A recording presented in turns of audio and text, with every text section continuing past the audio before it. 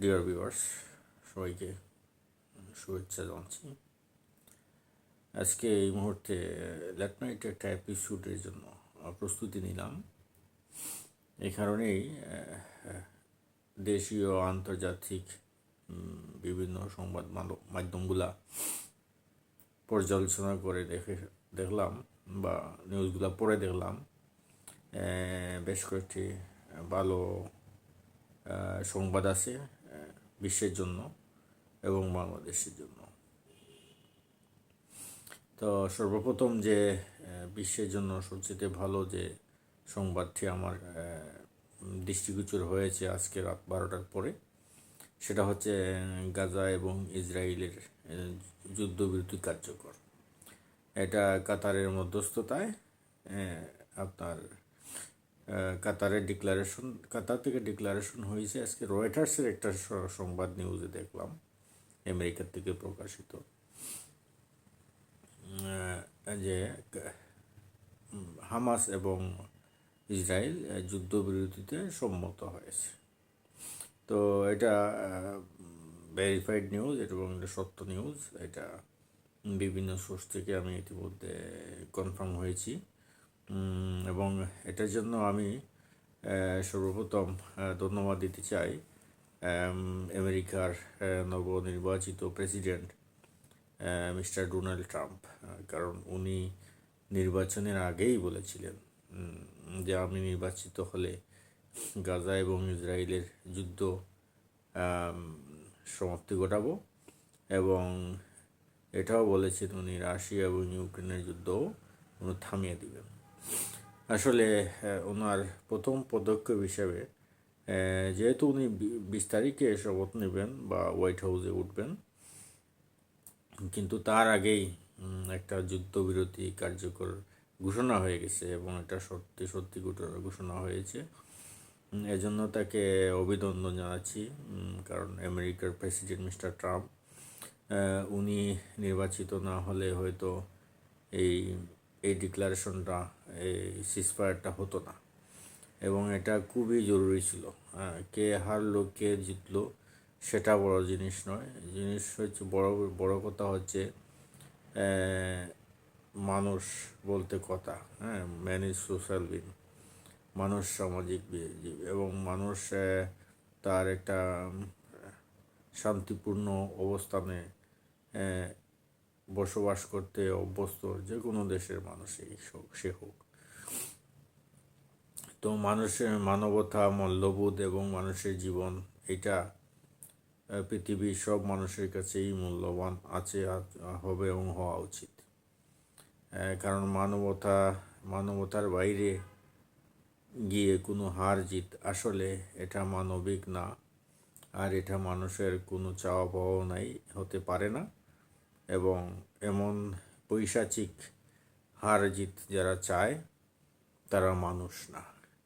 এই যে গাজা এবং গাজা এবং যে ইসরায়েলের যে যুদ্ধটা হইল, এখানে কত হাজার হাজার শিশু, বৃদ্ধ, নরনারী আপনার কত নির্মমভাবে তারা মৃত্যুবরণ করলো, আহত হইল, নিহত হইল। এটা অত্যন্ত দুঃখজনক এবং অমানবিক।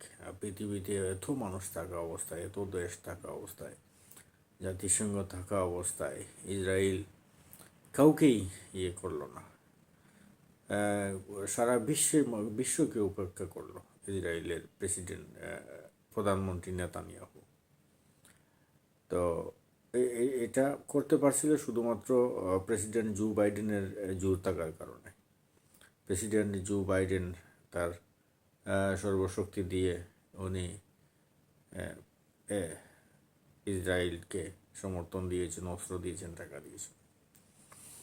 তো এই জন্য এই প্রেসিডেন্ট জো বাইডেন আবার তার দল পাশ করতে পারে নাই। পাশ করেছেন ডোনাল্ড ট্রাম্প, এই কারণেই যে তিনি যুদ্ধবিগ্রহ থামাবেন, আর সারা বিশ্বের মানুষ এটাই চায়। অনেক সময় অনেক মানুষ উল্টাপাল্টা বলে আমেরিকার এই বর্তমান প্রেসিডেন্ট সম্পর্কে, কিন্তু আমি ভাবতেছি তিনি একজন ব্যবসায়ী লোক এবং তিনি তার ব্যবসাটাকেই তিনি প্রাধান্য দেবেন, তাদের আমেরিকার স্বার্থটাকেই তিনি প্রাধান্য দেবেন। এবং এটি এবং যত ধরনের যুদ্ধ বিগ্রহ আছে সব তিনি বন্ধ করে দেবেন এবং নতুন ঘাঁটি সম্প্রসারণ বা করবেনই না, বরং সংকুচিত করতে পারেন। তো যাই হোক, গাজাবাজির নিরস্ত্র সাধারণ জনগণ, গাজাবাসীর জন্য সমবেদনা রইল, আর ওনাদের শান্তি কামনা করি। সারা জাতিসংঘ সহ বিশ্বের সকল ধনী দেশ এই মানবিক ডিজাস্টারকে রিকভার করার জন্য, তাদের পাশে এসে দাঁড়ানোর জন্য আর্থিকভাবে এবং অন্যান্য সব দিক থেকে সাহায্য করার জন্য আবেদন জানাচ্ছি। আর আমাদের দেশীয় অভ্যন্তরীণ বিষয়ে এটাও কিছুটা আন্তর্জাতিক অঙ্গনের সাথে জড়িত, যে ভারত এবং বাংলাদেশের সীমান্ত নিয়ে বেশ কয়েকদিন থেকে উত্তেজনা ছিল। তবে গত 2 দিন আগে ভারতের সেনাপ্রধানের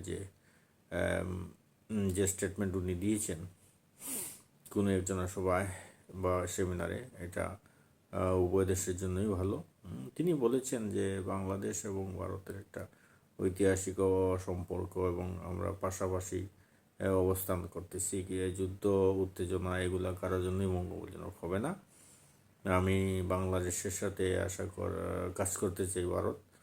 আমরা আশা করি বাংলাদেশের বিষয়ে আমাদের অনেক পজিটিভ চিন্তাভাবনা আছে, যেহেতু ভৌগোলিক দিক থেকে আমরা একে অন্যের প্রতিবেশী এবং ভূরাজনৈতিক কারণে কৌশলগত দিক থেকে বাংলাদেশের কাছে ভারতের গুরুত্ব অনেক বেশি এবং ভারতের কাছেও বাংলাদেশের গুরুত্ব অনেক বেশি। কাজেই আমরা সহাবস্থানে থাকতে চাই এবং শান্তিপূর্ণভাবে থাকতে চাই এবং আমাদের আছে।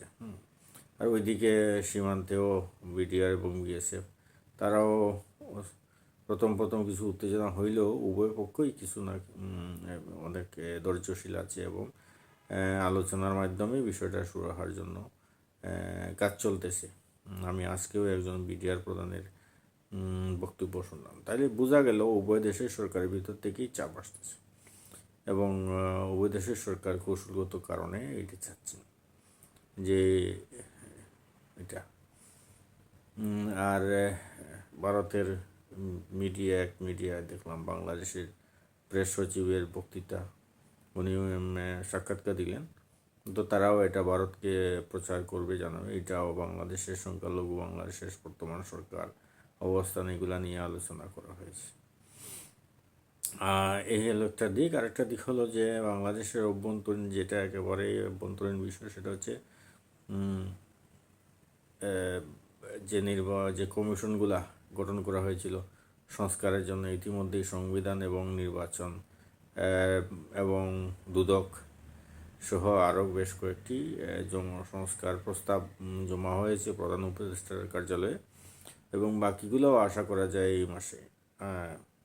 এই মাসের ভিতরেই জমা হয়ে যাবে। তারপর একটা আলাপ আলোচনা হবে, সারা মিডিয়ার মাধ্যমে প্রকাশ হওয়ার পরে দেশের মানুষ আলাপ আলোচনার মাধ্যমে সিদ্ধান্ত নেবেন যে আসলে কোন কোন বিষয়গুলো সংস্কার হওয়া দরকার বা কোন কোন দরকার না, এইগুলা নিয়ে আলোচনা হবে এবং বিশেষ করে এই আলোচনা জনগণের মাধ্যমে বিভিন্ন মিডিয়াতে উঠে যাবে এবং এইগুলাই বিভিন্ন রাজনৈতিক দল প্রধান উপদেষ্টার সাথে মত বিনিময় করবেন এবং একটা সুন্দর সিদ্ধান্ত চলে আসবে আশা করি। তো আজকের এপিসোড এই পর্যন্তই। গাজাবাসী এবং ইসরায়েলের জন্য শান্তির বাণী রইল। ইসরায়েলও নিশ্চয়ই ক্ষতিগ্রস্ত হয়েছে, তাদের সেনাপ্রধান সহ আর অনেক কিছু মারা গেছে এবং বেশিরভাগ ক্ষতি তো নিরস্ত্র ফিলিস্তিনের গাজার মানুষই হয়েছে, কারণ শিশু, নারী আর বৃদ্ধায়েরা তোর যোদ্ধা না।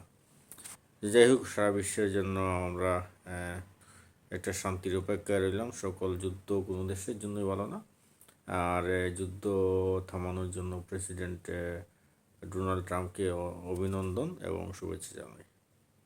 Good night.